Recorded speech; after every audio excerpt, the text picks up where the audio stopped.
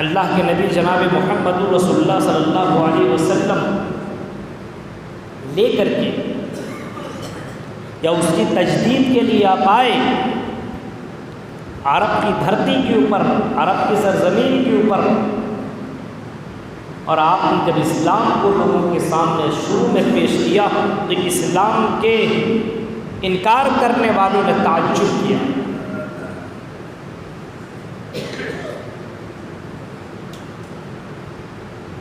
Comment کیا، تنقید کرنا شروع کر دیا، طرح طرح کی باتیں کرنا شروع کر دیا۔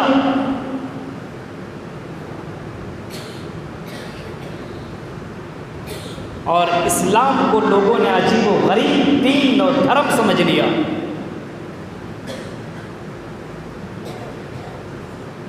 بعض کا کہنا یہ تھا یہ کیسا پاگل ہے، یہ کیسا مجنون ہے، یہ کیسا شاعر ہے، یہ کیسا دیوانہ ہے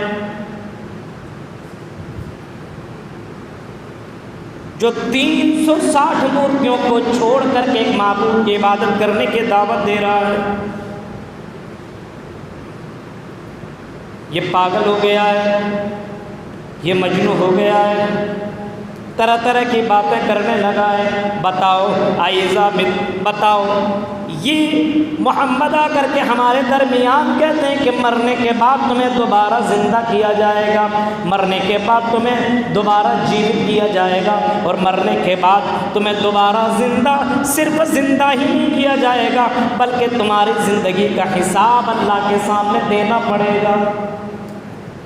یہ کیسا رسول ہے، یہ کیسا نبی ہے، اور کس طریقے کی باتیں کیا کرتا ہے جو کہتا ہے کہ مرنے کے بعد تم کو دوبارہ زندہ کیا جائے گا اور اپنے اپنے قبروں سے تم اٹھ کر کے اللہ کے سامنے جواب دو گے۔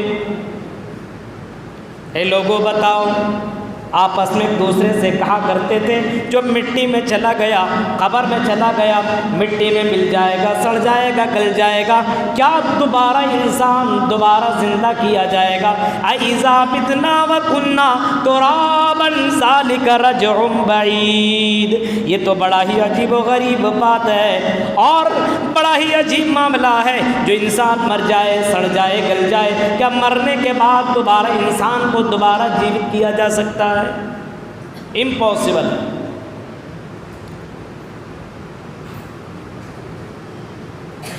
اور ایک معبود کی دعوت دینے والا، یہ تو عجیب و غریب بات ہے کہ 360 مورتیوں کی عبادت کو چھوڑ دیں اور ایک معبود کی عبادت کرنا شروع کر دیں۔ اسلام جب شروع میں آیا اور محمد رسول اللہ نے لوگوں کے سامنے پیش کیا تو اسلام کو لوگ بالکل نہ کے برابر جانتے تھے، اور اس اسلام کو لوگوں نے تعجب کی نگاہ سے دیکھا۔ لیکن نبی کی تاکید کرنے والا کوئی دوسرا نہیں، اللہ کی ذات ہے۔ نبی کے جملوں کو دہرانے والا اور نبی کے بات کے اوپر بولنے والا اللہ تعالیٰ ہے۔ نبی نے کہا اے نبی آپ اعلان کر دو، زعم الذین کفروا ان لن یبعثوا قل بلی وربی لتبعثن ثم لتنبؤن بما عملتم۔ اے نبی آپ اعلان کر دو، جو لوگ اس بات کا گمان کرتے ہیں کہ مرنے کے بعد دوبارہ زندہ نہیں کیا جائے گا، ان سے کہہ دو قل بلی وربی، میرے رب کی قسم، میرے رب کی قسم جس کے قبضے قدرت میں میری جان ہے، اللہ کی قسم تمہیں دوبارہ زندہ کیا جائے گا، دوبارہ تمہیں مرنے کے بعد جیوت کیا جائے گا، مرنے کے بعد تمہیں دوبارہ زندہ بھی تمہیں کیا جائے گا، اور صرف زندہ ہی نہیں بلکہ زندہ کرنے کی بات تمہارے عملوں کے بارے میں تم سے پوچھ گچھ ہوگی۔ وَلَتُسْأَلُنَّ يَوْمَئِذٍ عَنِ النَّعِيمِ، تمام نعمتوں کے تعلق سے اللہ تعالیٰ تم سے سوال کرے گا۔ اے میرے بندو ہم نے تمہیں یہ نعمتیں عطا کی تھی، اے میرے بندو ہم نے تمہیں یہ دیا تھا، اے میرے بندو ہم نے تمہیں یہ دیا تھا، ان نعمتوں کے بارے میں تم میرے سامنے پورا کا پورا جواب پیش کرو۔ وَذَلِكَ عَلَى اللَّهِ يَسِيرٌ، اور اللہ کے لیے یہ بڑا آسان اور بڑا ہی سہل ہے، بہت آسان ہے۔ ایک آدمی کوئی چیز بنا لیتا ہے ایک بار اور دوبارہ اس سے بنانے کے لیے بولیے تو اس کے لیے وہ چیز اور آسان ہو جاتی ہے۔ ایک بار بنانے میں مشکل ہے، لیکن دوبارہ اگر کسی کو بنانے کے لیے وہ چیز بنانے کے لیے بولا جائے تو جیسے موبائل لے لیجئے، پہلے آدمی آج سوچ بھی نہیں سکتا تھا، لیکن انجینئر جس نے موبائل بنایا ہو اور اس کے پاس توڑ پھوڑ کر کے دے دو اس کو اور اس سے بولو دوبارہ بنا کر کے دکھاؤ تو آرام سے بنا لے گا، کیونکہ ایک بار وہ بنا چکا ہے۔ جب انسان کو بنا چکا تو بنانے کے بعد أَلَمْ يَكُنْ نُطْفَةً مِّن مَّنِيٍّ يُمْنَىٰ ثُمَّ كَانَ عَلَقَةً فَخَلَقَ فَسَوَّىٰ فَجَعَلَ مِنْهُ الزَّوْجَيْنِ الذَّكَرَ وَالْأُنثَىٰ أَلَيْسَ ذَٰلِكَ بِقَادِرٍ عَلَىٰ أَن يُحْيِيَ الْمَوْتَىٰ۔ قرآن نے بالکل کلیئر کر دیا، تم کو ایک اچھلتا ہوا پانی سے اللہ تعالیٰ نے حقیر قطرے سے تم کو پیدا کیا، اور پیدا کرنے کے بعد اللہ تعالیٰ کہہ رہا ہے تمہیں میں سے کسی کو مرد بنایا تو کسی کا عورت بنا دیا، اور پھر اللہ تعالیٰ کہہ رہا ہے ہم نے زوجین والذکر والانثیٰ الیس ذالک بقادر علی ان یحیی الموتى۔ اے میرے بندو یہ بتاؤ، جب تم کچھ بھی نہیں تھے اور میں نے تمہیں مرد بنایا، ہم نے تمہیں عورت بنایا، اور مرنے کے بعد کیا ہم تمہیں دوبارہ جیوت نہیں کر سکتے؟ کیا ہم تمہیں دوبارہ زندہ نہیں کر سکتے؟ الیس ذالک بقادر علی ان یحیی الموتى۔ کیا اللہ تعالیٰ دوبارہ مردہ کو زندہ کرنے کے لیے قادر نہیں ہے؟ ہاں بالکل قادر ہے، تمہیں دوبارہ زندہ ضرور کرے گا، اور اللہ تعالیٰ ایک نہیں تمہیں دوبارہ زندہ کر کے دکھائے گا، اور دنیا کے اندر بھی یہ کر کے دکھایا ہے۔ ابراہیم علیہ السلام کا واقعہ آپ نے پڑھا ہوگا، سنا ہوگا، قرآن کریم کے اندر موجود ہے وہ سارے واقعات۔ ابراہیم علیہ السلام نے بھی اللہ کے اوپر سوال کیا تھا، اعتراض کر لیجئے، سوال کر لیجئے کہ اللہ، حضرت ابراہیم نے سوال کیا تھا اے اللہ میں دیکھنا چاہتا ہوں کہ تم مردہ کو زندہ کیسے کرتا ہے۔ سورہ پڑھیے آپ، بقرہ کی ان آیتوں کو پڑھیے، پورا واقعہ موجود ہے۔ اللہ نے کہا میرے اوپر تم کو یقین نہیں ہے، ایمان نہیں ہے، کیا میرے اوپر تم ایمان نہیں رکھتے ہو؟ قال اولم تؤمن، ایمان نہیں میرے اوپر؟ ابراہیم نے کہا کہ ہاں اللہ میرے ایمان تو ہے، لیکن دیکھنا چاہ رہا ہوں اطمینان قلب کے لیے۔ حضرت ابراہیم کو اللہ نے مردہ کو زندہ کر کے دکھایا، کہا کہ 4 پرندوں کو لاؤ، 4 پرندوں کو جمع کرو، اور ایک پرندہ نہیں ہونا چاہیے، الگ الگ پرندے، اس کو تم اپنے پاس رکھو، پرندوں کو اپنے پاس رکھو، اور اس کو تم اپنے پاس اتنا دن تک رکھو کہ جب بلاؤ، جیسے بلاؤ، ایک کبوتر ادھر آ، کبوتر اڑتا ہوا تیرے پاس چلا آئے، ایک ایک پرندہ کو اتنا تم اپنے پاس رکھ لو، اتنا مانوس کر لو، جب تم آواز پرندہ کو لگاؤ تو پرندہ تیرے پاس چلا آئے۔ ابراہیم نے یہی کیا، اور جب پرندہ اتنا مانوس ہو گیا تو حضرت ابراہیم سے اللہ کہتا ہے اے ابراہیم اب ان پرندوں کو تم ذبح کر دو، اور ذبح کرنے کے بعد ان پرندوں کو تم ٹکڑے ٹکڑے کر دو، بوٹیاں بوٹیاں کر دو۔ ابراہیم نے ویسا ہی کیا۔ پھر اللہ نے کہا اے ابراہیم ان بوٹیوں کو آپس میں ملا دو، تاکہ یہ پتہ نہ چلے یہ کس کی بوٹیاں ہیں، یہ کس کی آپس میں کون سا ٹکڑا، یہ کسی کو معلوم نہ ہو سکے۔ 4 پرندوں کو ملایا گیا، اور اللہ نے کہا کہ ان 4 پرندوں کو جو تم نے ملا دیا ہے الگ الگ پہاڑوں کے اندر رکھو، الگ الگ پہاڑوں کے اندر رکھ دو، الگ الگ پہاڑوں کے اندر رکھا گیا۔ اور ابراہیم سے اللہ کہتا ہے میرے ابراہیم تمہیں میرے اوپر یقین ہے، ایمان ہے، تو دیکھنا چاہتا ہے، تو میرا دوست ہے، میرا خلیل ہے۔ اے ابراہیم آج تمہیں میں دکھانا چاہتا ہوں، آ دیکھ لیں میں مردوں کو زندہ کیسے کرتا ہوں۔ اے ابراہیم جس کو تم نے پالا، جس کو تم نے پوسا، جس کو تم نے ذبح کیا، جس کو تم نے بوٹیاں بوٹیاں کی، جس کو تم نے ٹکڑے ٹکڑے کیا، جن کی ہڈیوں کو گوشت کو تم نے ملایا اور الگ الگ جگہوں کو تم نے رکھ دیا، اے ابراہیم ذرا ان پرندوں کو تو بلاؤ، ان پرندوں کو اپنے پاس بلا کر کے تو تیرا دکھاؤ۔ ابراہیم نے کبوتر بلایا، آپس میں ٹکڑے ان کی آنکھوں کے سامنے ملتا چلا گیا، اور کبوتر اپنی شکل میں آ کر کے بند کر کے تیار ہو گیا۔ دوسرے پرندوں کو بلایا، دوسرا پرندہ بھی اس کے سامنے بن کر کے تیار ہو گیا۔ یہ قرآن کریم کے اندر یہ ساری آیتیں موجود ہیں میرے بھائیوں، کہ اللہ تعالیٰ نے حضرت ابراہیم کے سامنے یہ کر کے دکھایا۔ کفار مکہ نے اعتراض کیا ان چیزوں کے اوپر، اسلام کو عجیب و غریب سمجھا۔ اللہ کے نبی نے جن جن چیزوں کو پیش کیا اس کو تعجب کی نگاہ سے دیکھا۔ معاشرے کے اندر غلط چیزوں کو آپ نے دیکھا تو روکا اور ٹوکا، منع کیا تو ان لوگوں نے تعجب کیا۔ وہاں تو جن کی لاٹھی اس کی بھینس، جو لڑکی اسے پسند آ جایا کرتی تو اس کے ساتھ جو چاہتا تھا کرتا تھا، کوئی کہنے والا، ٹوکنے والا، بولنے والا نہیں تھا۔ اللہ کے نبی نے منع کیا تو اللہ کے نبی کو لوگوں نے تعجب کی نظر سے دیکھا۔ وہاں پہ لڑکیوں کو زندہ درگور کیا جاتا تھا۔ آپ نے کہا یہ بہت ہی بڑا جرم ہے، بہت ہی بڑا پاپ ہے۔ لڑکیوں کو پالنا پوسنا جنت میں جانے کی علامت ہے، جنت میں جانے کی بشارت میں تمہیں سنا رہا ہوں۔ لڑکیوں کو پالو پوسو، ان کو زمین کے اوپر زندہ درگور مت کرو۔ میرے پیارے ساتھیوں، اسلام کو لوگوں نے اس وقت تعجب کی نگاہ سے دیکھا، اجنبی سمجھا اسلام کو۔ اور آج اللہ کے نبی نے اس دور میں فرمایا تھا بدل اسلام غریباً، اسلام اجنبی بن کر کے آیا۔ جب اسلام آیا تو اجنبی نہ تھا، جب اسلام کو لوگوں کے سامنے پیش کیا تو اسلام کو لوگوں نے اجنبی سمجھا۔ اسلام اجنبی بن کر کے آیا۔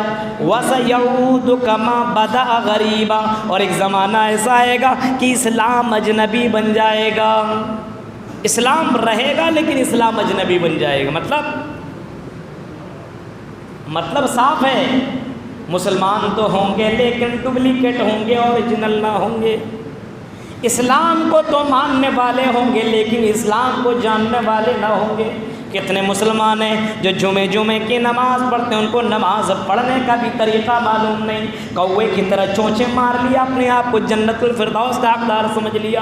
میرے بھائیوں، اس کو اتنا بھی معلوم نہیں نماز پڑھنے کا طریقہ کیا ہے، نماز کس طریقے سے پڑھی جائے، رکوع کس طریقے سے کیا جائے، قیام کس طریقے سے کیا جائے، سجدہ کس طریقے سے کیا جائے، اس کو اتنا بھی معلوم نہیں۔ اللہ کے نبی نے فرمایا ایک زمانہ ایسا آئے گا کہ اسلام اجنبی بن کر کے رہ جائے گا۔ اسلام کو تو ماننے والے ہوں گے لیکن اسلام کو نہیں جانیں گے۔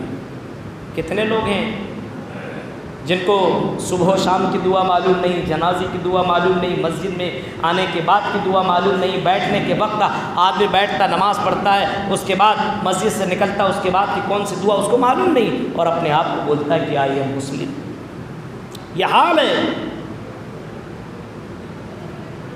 یا ایھا الذین آمنوا ادخلوا فی السلم کافہ، اے مومنو اسلام کے اندر پورے طور پر داخل ہو جاؤ، اسلام کے اندر پورے طور پر داخل ہو جاؤ۔ اور اسلام پور کے لوگوں تم سے میں کہہ رہا ہوں اسلام کے اندر پورے طور پر تم داخل ہو جاؤ، آدھا نہیں پورا کا پورا ہو جاؤ۔ رمضان کا مہینہ آئے تو موبائل کے اندر جو گندی چیزیں اس کو تم ڈیلیٹ کر دیا کرتے ہو، گانے کو ڈیلیٹ، فلم ڈیلیٹ اور غلط چیزیں ڈیلیٹ۔ اور رمضان آنے کے بعد تمہارے موبائل کے اندر تقریریں بھر جاتی ہے، تمہارے موبائل کے اندر قرآن کی آیتیں تم اپلوڈ کر لیتے ہو۔ جیسے رمضان ختم ویسے تمہارے یہاں سے اسلام ختم ہو جاتا ہے، اور تمہارے موبائل کے اندر سے گانوں کی آواز آنا شروع ہو جاتی ہے، تمہارے موبائل کے اندر سے غلط چیزیں بجنا شروع ہو جاتی ہے۔ ذرا تصور کرو، ادخلوا فی السلم کافہ، اے مسلمانوں اسلام کے اندر پورے طور پر تم داخل ہو جاؤ۔ اپنے آپ کو چیک کیا کرو، مسلمان ہو کہ نہیں ہو۔ حضرت عبداللہ ابن عمر سے اللہ کے نبی نے نصیحت کرتے ہوئے فرمایا تھا، حضرت عبداللہ ابن عمر سے محمد رسول اللہ نے کہا تھا، اے عبداللہ ابن عمر سنو، کن فی الدنیا کانکا غریب، اے عبداللہ دنیا کے اندر غریب بن کر کے رہو۔ غریب مطلب اجنبی، دنیا کے اندر اجنبی بن کر کے رہو، دنیا کے اندر ایسا بن کر کے رہو کہ اس دنیا کے اندر رہو ضرور لیکن آخرت کو ہمیشہ اپنے دل میں رکھو۔ غریب بن کر کے رہو، اجنبی بن کر کے رہو۔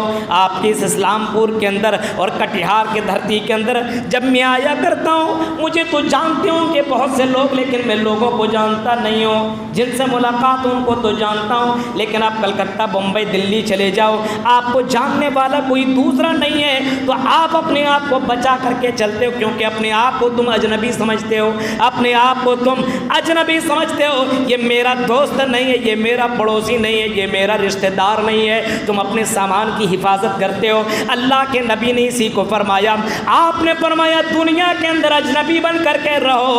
اے مسلمانوں، اے عبداللہ ابن عمر، جب تک تم دنیا کے اندر رہنا اجنبی بن کر کے رہنا، یہ دنیا چاروں طرف سے تمہارے اوپر حملہ کرنے کو تیار ہے، چاروں طرف سے تمہارے ایمان کو کھوکھلا کرنے کے لیے تیار ہے، چاروں طرف سے تمہیں برباد کرنے کے لیے تیار ہے۔